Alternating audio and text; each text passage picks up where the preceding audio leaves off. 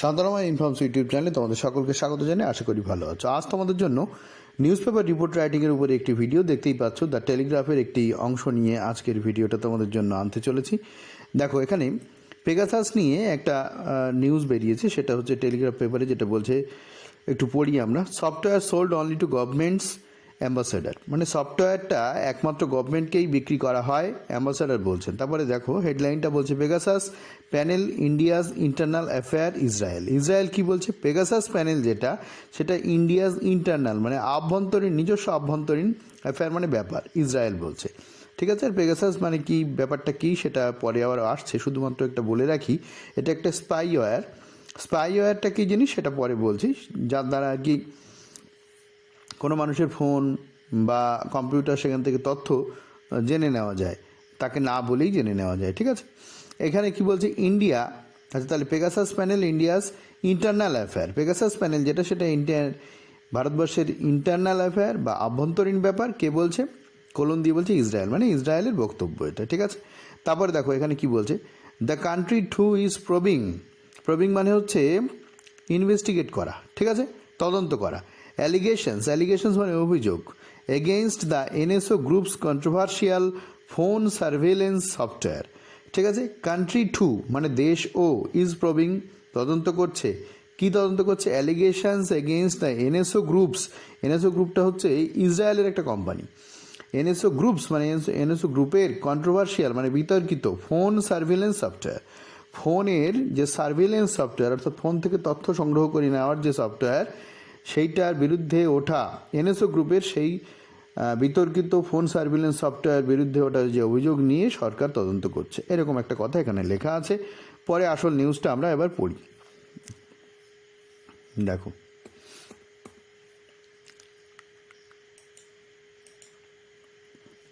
বলছে Israel's ambassador মানে ইসরায়েলের যিনি দূত, ঠিক আছে, টু ইন্ডিয়া মানে ইসরায়েলের যে দূত ভারতবর্ষে নিযুক্ত সে, অন থার্সডে বৃহস্পতিবারে সেইড বলেছিলেন, his country allowed companies like NSO group. তার যে দেশ, সেই দেশ অ্যালাউ করেছিল কোম্পানিজ লাইক এনএসও গ্রুপ, মানে এনএসও গ্রুপের মতো কোম্পানিগুলোকে অ্যালাউ করেছিল, হুইচ যেটা ক্রিয়েটেড সৃষ্টি করেছিল, এটা ভার্ব, ক্রিয়েটেড সৃষ্টি করেছিল দ্য পেগাসাস স্পাইওয়্যার। পেগাসাস নামে একটা স্পাইওয়্যার। স্পাইওয়্যার মানে কি, আগেই বললাম, যেটা কম্পিউটার বা ফোন থেকে, কম্পিউটার বা ফোনের মালিকের কে না জানিয়েই তথ্য নিয়ে নিতে পারে অনায়াসে। ঠিক আছে। তো এইটা যারা সৃষ্টি করেছিল তাদেরকে অ্যালাউ করেছিল, কি অ্যালাউ করেছিল? টু সেল দেয়ার টেকনোলজি, তাদের এই টেকনোলজি বিক্রি করতে, ইনফিনিটিভ করা রয়েছে, to sell their technology only to, কেবলমাত্র গভর্নমেন্টস, কেবলমাত্র সরকারকে বিক্রি করার জন্য অনুমতি দিয়েছিল তাদের দেশ। ঠিক আছে। বাট কিন্তু রিফিউজড মানে হচ্ছে প্রত্যাখ্যান করেছে, অর্থাৎ অস্বীকার করেছেন। কোন ব্যাপারে অস্বীকার করেছেন? সত্যতা অস্বীকার করা না, কিছু একটা করতে অস্বীকার করা, তাকে রিফিউজ বলা হয়। ঠিক আছে। কোনো কথার সত্যতা অস্বীকার করাকে ডিনাই বলা হয়। Refuse to be drawn into commenting, অর্থাৎ তাকে কমেন্ট করতে, দৃষ্টি আকর্ষণ করতে বলা হয়, সেইটাতে রিফিউজ করেছে। তাহলে কি বলছে? রিফিউজড প্রত্যাখ্যান করেছেন। কোন ব্যাপারে? To be drawn into commenting, comment মানে হচ্ছে মন্তব্য করার, ঠিক আছে। ড্রন মানে তাকে কিছু বলা হয়েছে, আপনি এই ব্যাপারে একটু মন্তব্য করুন, সেই যে দৃষ্টি আকর্ষণ করা হয়েছে সেইটা থেকে তিনি প্রত্যাখ্যান করেছেন, মানে সেটা করেননি। আশা করি বুঝতে পেরেছ। রিফিউজড টু বি ড্রন মানে তাকে আকর্ষণ করা হয়েছে বা তার দৃষ্টি আকর্ষিত হয়েছে, তার থেকে তিনি প্রত্যাখ্যান করেছে। কোন ব্যাপারে? Into commenting on it's alleged use here, অর্থাৎ এই পেগাসাসে যে অ্যালেজড ইউজ মানে অভিযুক্ত যে ব্যবহার মানে হচ্ছে ব্যবহার করা হয়েছে, সেইটা ম্যাল প্র্যাকটিস করা হয়েছে, এরকম কিছু একটা বলা হচ্ছে। সেই যে অ্যালেজড ইউজড মানে অভিযুক্ত হচ্ছে, এর ব্যবহারটা, পেগাসাস স্পাইওয়্যারের যে ব্যবহার, সেই ব্যাপারে অভিযোগ যেটা করা হয়েছে, তাতে কমেন্ট করতে তিনি রিফিউজ করেছেন। অন দ্য প্রিমাইস, অনেকটা এটা বলা যেতে পারে খানিকটা এইরকম যুক্তি দেখিয়ে বা বুঝিয়ে, দ্যাট যে ইট ওয়াজ এটা ছিল, ইন্ডিয়াজ ইন্টারনাল ম্যাটার ভারতের আভ্যন্তরীণ ব্যাপার। তারপরে তাহলে এইটুকু আমরা পড়ে মোটামুটি একটু বোঝার চেষ্টা করলাম। তারপরে যেটা বলছে দেখো, অ্যাম্বাসাডার নাওর গিলন, তার নামটা আমরা পেলাম, ওয়াজ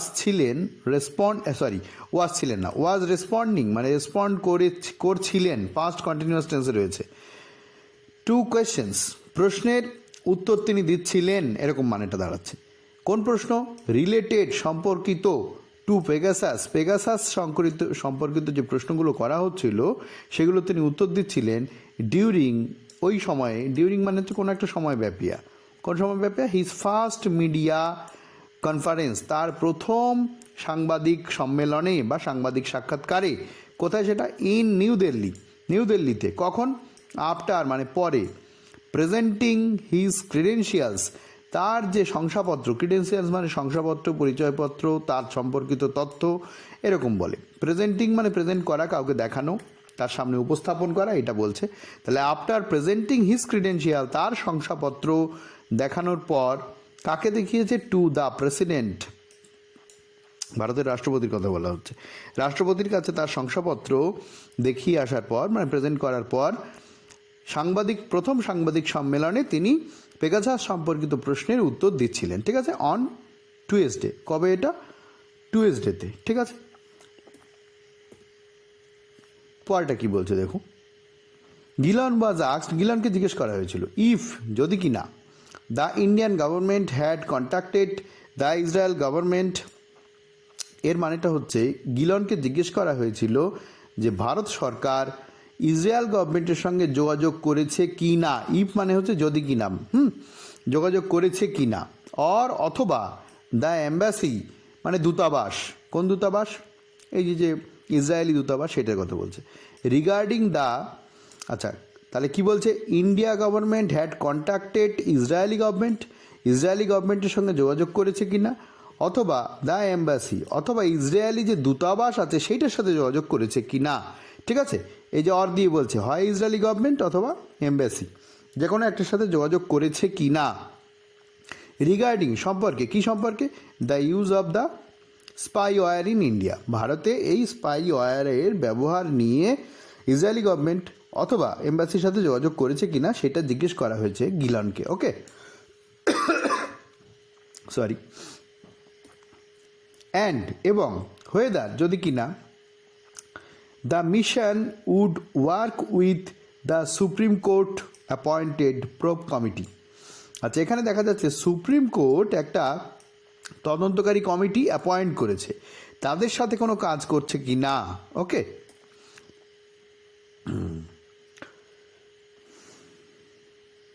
whether the mission would work with Supreme Court appointed probe committee if its assistance was sought. If its মানে দূতাবাসের সহযোগিতা was sought, সিক থেকে সাউট, এটা পাস্ট ইনডিফিনিট টেন্সে রয়েছে এবং প্যাসিভ ভয়েসে রয়েছে। অর্থাৎ তাদের সহযোগিতা চাইলে তারা সুপ্রিম কোর্টের সেই তদন্তকারী কমিটির সঙ্গে কাজ করছে কি না, এত কিছু প্রশ্ন করা হয়েছে। If its assistance was sought, assistance মানে সহযোগিতা, অর্থাৎ ইসরায়েলি দূতাবাসের সহযোগিতা চাইলে তারা কাজ করবে কিনা সুপ্রিম কোর্টের সঙ্গে, তাদের সেই কমিটির সঙ্গে, এই এতগুলো প্রশ্ন করা হয়েছে। ঠিক আছে, প্রশ্নগুলো এক এক করে সব বললাম। তারপরে কি বলছে কোটেশনের মধ্যে? বলছে NSO group is a private Israeli company. NSO group লেখা নেই যদিও এখানে। এনএসও হচ্ছে ইসরায়েলের একটা private company. I was dealing with it in the past, আমি এর সঙ্গে কাজ করতাম। ডিল উইথ মানে এখানে কাজ করা। আই ওয়াজ ডিলিং উইথ মানে আমি এর সঙ্গে কাজ করছিলাম, পাস্ট কন্টিনিউয়াস টেন্সে রয়েছে, ইন দ্য পাস্ট অতীতকালে। হি সেইড তিনি বলেছেন। ওকে, তারপরে কি বলছে? গিলন অ্যাডেড মানে হচ্ছে আরও বলেছেন। ঠিক আছে, নিউজ পেপারে যখন এরকম থাকবে, নিউজ পেপার না যেখানেই থাকুক, অলসো অ্যাডেড বা অ্যাডেড যখন থাকবে মানে আরও বলেছেন। কি বলেছেন?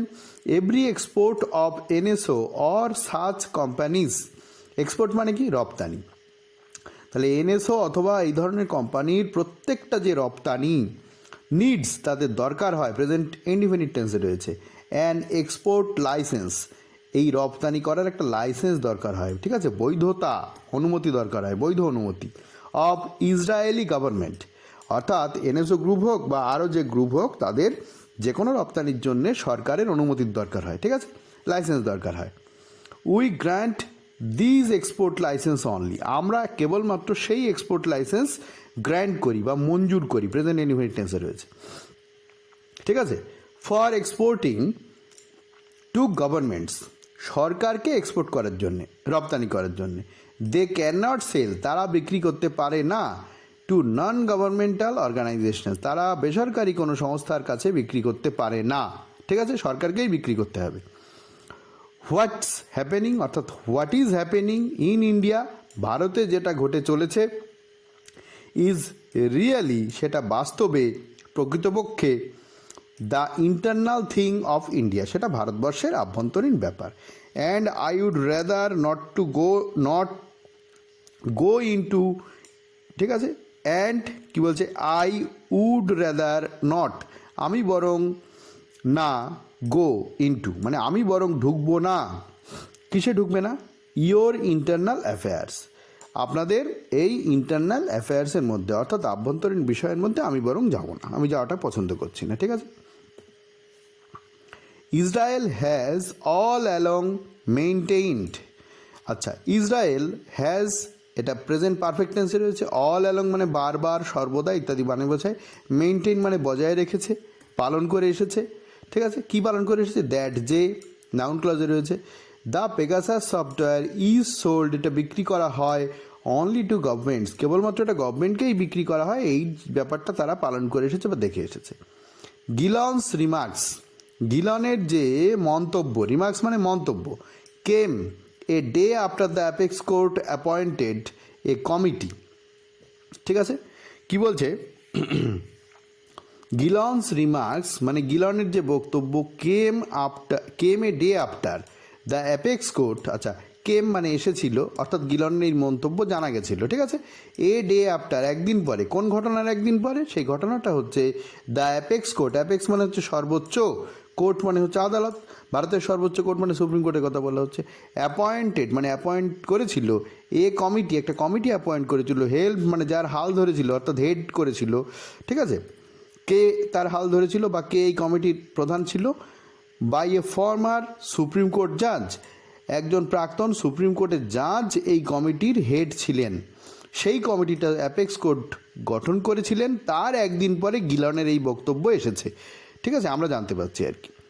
অ্যান্ড, আচ্ছা, কোর্ট, আচ্ছা, অ্যান্ড ইনক্লুডিং টেকনিক্যাল এক্সপার্ট, তাহলে কি বলছে, apex court appointed, past indefinite টেন্সে রয়েছে, অ্যাপয়েন্টেড এ কমিটি, একটা কমিটি, ওই যে প্রোব কমিটি বা ইনভেস্টিগেশন যে কমিটি, সেই কমিটিটা যে অ্যাপয়েন্ট করেছেন, যার মাথায় রয়েছে সুপ্রিম কোর্টের জাজ, অ্যান্ড ইনক্লুডিং, এবং তার মধ্যে রয়েছে, ইনক্লুডিং মানে হচ্ছে এর মধ্যে রয়েছে, কারা রয়েছে, টেকনিক্যাল এক্সপার্টস, টেকনিক্যাল এক্সপার্টস তো রাখতেই হবে, কারণ এটা টেকনিক্যালের ব্যাপার, ঠিক আছে, প্রযুক্তিগত যে সমস্ত বিশেষজ্ঞরা, তারা টু এক্সামিন পরীক্ষা করতে, অ্যালিগেশনস অভিযোগ, দ্যাট নরেন্দ্র মোদী গভর্নমেন্ট, যে নরেন্দ্র মোদী গভর্নমেন্ট, আচ্ছা, কি অভিযোগ, অ্যালিগেশনসটা কি, দ্যাট, যে নরেন্দ্র মোদী গভর্নমেন্ট, নরেন্দ্র মোদীর সরকার, হ্যাড ইউজড ব্যবহার করেছিল, দ্য পেগাসাস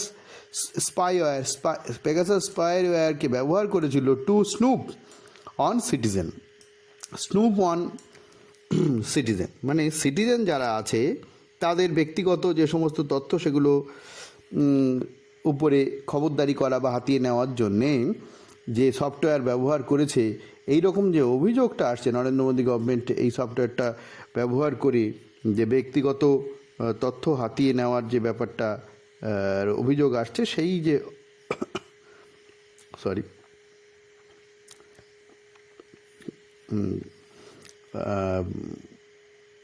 বলছে এক্সামিন অ্যালিগেশনস মানে অভিযোগটাকে এক্সামিন করে দেখার জন্য, অভিযোগটা কি, দ্যাট, যে Narendra Modi government had used, Narendra Modi government use করেছিল, পাস্ট পারফেক্ট টেন্সে রয়েছে, দ্য পেগাসাস স্পাইওয়্যারটাকে ব্যবহার করেছিল, টু স্নুপ মানে হচ্ছে ব্যক্তিগত তথ্য হাতিয়ে নেওয়া, অন্যের ব্যাপারে নাক গলানো, এইরকম। সিটিজেন মানে নাগরিকদের যে ব্যক্তিগত তথ্য জেনে নেওয়া বা তাদের ব্যক্তিগত জায়গায় নাক গলানো, এই যে অভিযোগটা, সেই অভিযোগটা খতিয়ে দেখার জন্য অ্যাপেক্স কোর্ট একটা কমিটি তৈরি করে দিয়েছিল, অ্যাপয়েন্ট করেছিল, নিয়োগ করেছিল আর কি, যার মাথায় ছিল সুপ্রিম কোর্টের বিচারপতি এবং টেকনিক্যাল এক্সপার্টরা, ঠিক আছে, তারা এটা খতিয়ে দেখার জন্য সুপ্রিম কোর্ট এই কমিটিটা অ্যাপয়েন্ট করেছিল। তার ঠিক একদিন পরে গিলনের এই সমস্ত বক্তব্য আমরা জানতে পারি বা এই বক্তব্যগুলো শোনা যায়।